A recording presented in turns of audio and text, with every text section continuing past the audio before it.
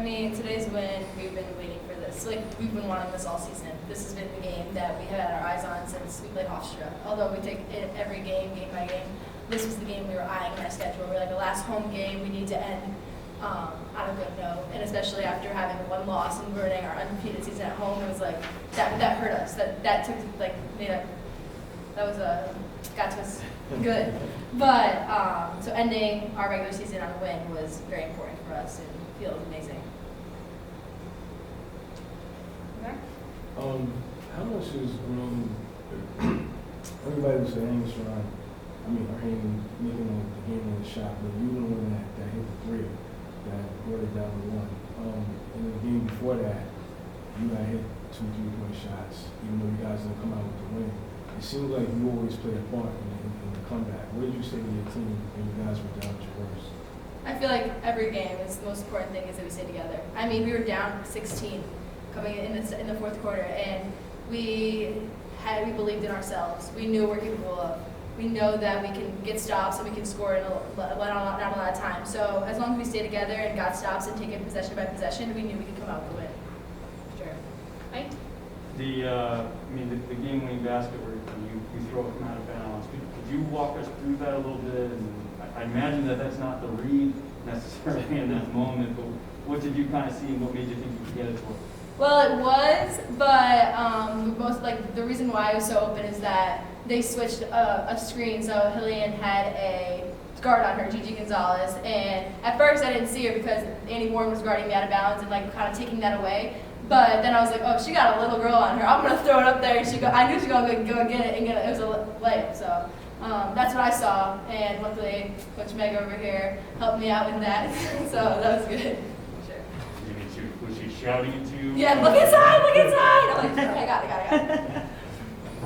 All right, so what main adjustments did you make going into the fourth quarter?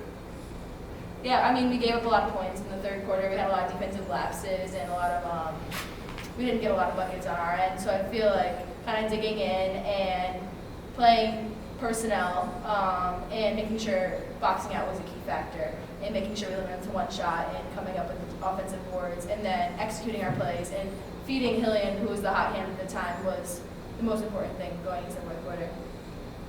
Huh? Having the chance to see you guys play in Long Island, it seemed like Stony Brook took you guys out of your game in Long Island. Today, it seemed like UAlbany got a chance to play UAlbany basketball. Can you walk us through how you guys felt today?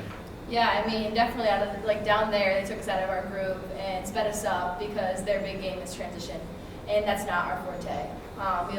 Although we want to get transition baskets, we like to play in the half court. So not letting that get to us today and keeping composure on the offensive end and focusing on getting stops because they're such a high-scoring team really helped us able to control the tempo for our team to come out with the win. Okay. Being all season with COVID and everything, you guys have had to play certain games like they were canceled, and then you got to play with only like 1 day rest. So with this being the last game of the season, and now you just wait to see who you got to play in the first round. How much of it is needed? How much do you look forward to having those days for your body to relax and get ready for the postseason? I mean, yeah, it's nice to have a rest, but it's kind of like we're ready to play. We got games to play, people to beat. I mean, we're angry we lost to Maine. We want to get them. We want to get that game and get to the championship and play them and beat them. So I mean, we just got to do what we got to do to prepare for each game before like the championship and take it game by game, practice by practice, make little adjustments because we're not perfect. We're still having lapses on defense and not executing our offense. So taking those practices to take advantage of things we need to improve on so we can continue to keep playing. John? Last question. When you beat a team that's ranked number 1 all season, it gives you a certain level of confidence. Beating Stony Brook at the end of the season, how much confidence does that give the whole team going into the playoffs?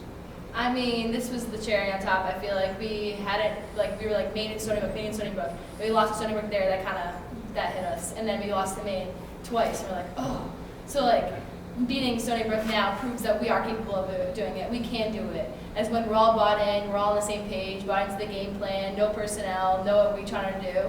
We're capable of it, so now we've got to take that win and propel us forward to the playoffs and postseason.